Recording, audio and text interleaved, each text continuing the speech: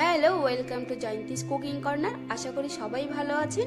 আজ আমি করে দেখাবো আপনাদেরকে ভেন্ডি বা ঢ্যাঁড়স দিয়ে চিংড়ি মাছের রেসিপি। আমি এই রেসিপিটা খুবই কম তেল মশলা দিয়ে করেছি, তাই ছোট বড় সবাই খেতে এটা পছন্দ করবে। চলুন তবে দেখে নেওয়া যাক। আমি এখানে 400 গ্রাম মতো কচি ভেন্ডি নিয়েছি আর নিয়েছি গলদা চিংড়ি। আপনারা যে কোনো চিংড়ি মাছ দিয়ে এটা করতে পারেন, তবে অবশ্যই ভেন্ডিটা কচি নেওয়ার চেষ্টা করবেন। ভেন্ডিগুলো আমি ছোট ছোট করে কেটে নিয়েছি। চিংড়িগুলো ধুয়ে আমি খোসা ছাড়িয়ে নিয়েছি। এবার নুন হলুদ মেখে আমি কিছুক্ষণ রেখে দেব।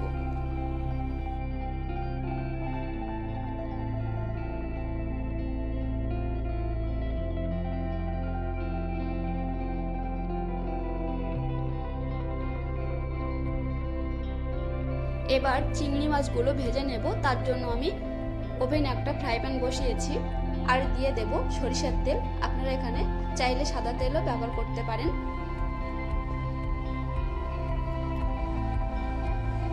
তেল গরম হয়ে গেছে, এবার নুন হলুদ মেখে রাখা চিংড়িগুলো দিয়ে দেব।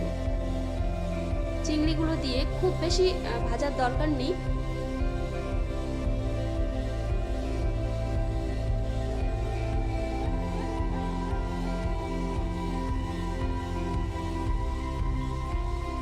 দেখুন, চিংড়ি মাছ কিন্তু ভাজা আমার হয়ে গেছে। খুব বেশি আমি লাল লাল করে ভাজিনি, কারণ কি চিংড়ি খুব বেশি ভাজলে রাবারের মতো হয়ে যায় খেতে। এবার আমি একটা পাত্রে চিংড়ি মাছগুলো তুলে নেব।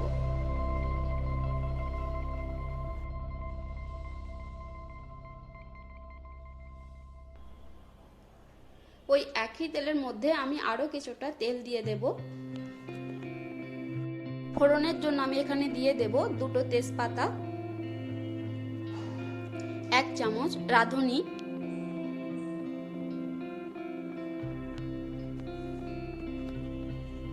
আর দিয়ে দেব একটা বড় সাইজের পেঁয়াজ কুচি।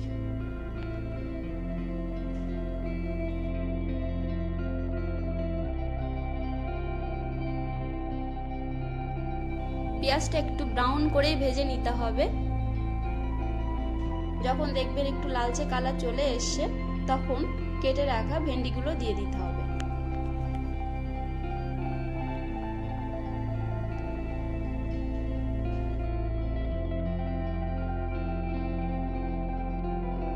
দিয়ে দেব পরিমাণ মতো নুন হলুদ, দিয়ে একটু নেড়ে চেড়ে নেব।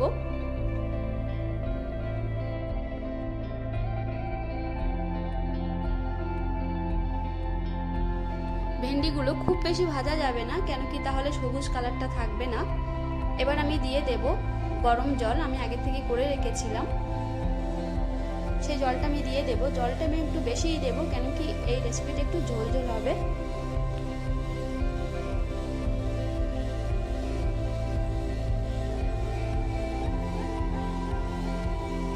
এবার দিয়ে দেব, আমি এখানে নিয়েছি 8-10টা কাঁচা লঙ্কা আর বড় সাইজের 2টো রসুন থেতো করে নিয়েছি।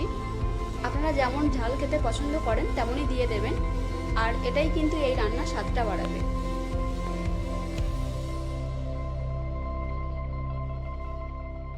এবার আমি গ্যাসের ফ্লেমটা মিডিয়াম টু হাইতে রেখে 8 থেকে 10 মিনিটের জন্য আমি ঢাকা দিয়ে রান্না করে নেব।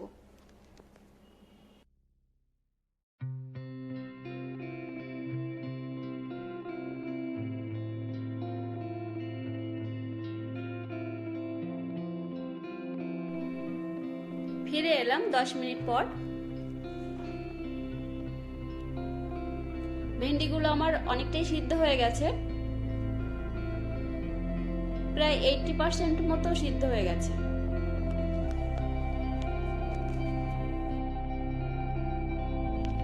এই পর্যায়ে ভেজে রাখা চিংড়ি মাছগুলো দিয়ে দেব। চিংড়ি মাছগুলো দেওয়ার পরে খুব বেশি নাড়াচাড়া করা যাবে না, তাহলে ভেন্ডিগুলো ঘেটে যাবে। আমি আবারও 7-8 মিনিটের জন্য ঢাকা দিয়ে রান্না করে নেব। এই সময় গ্যাসের ফ্লেমটা লোতেই রাখতে হবে।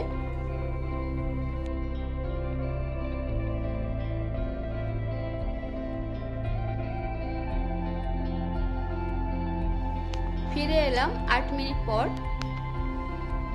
এ সময় অবশ্যই একবার চেক করে দেখতে হবে নুন ঝাল সব ঠিক আছে কিনা।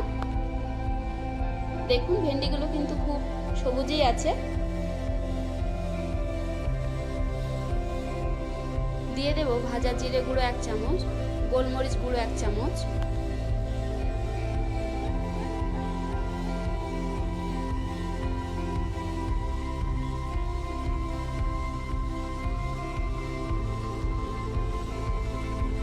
হালকা করে একটু নেড়ে ছেড়ে দেবো।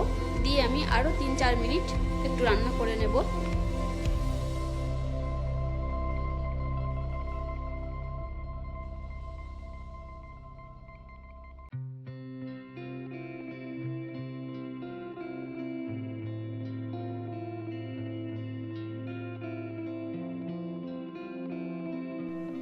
আমার রান্না কিন্তু অলমোস্ট কমপ্লিট হয়ে গেছে।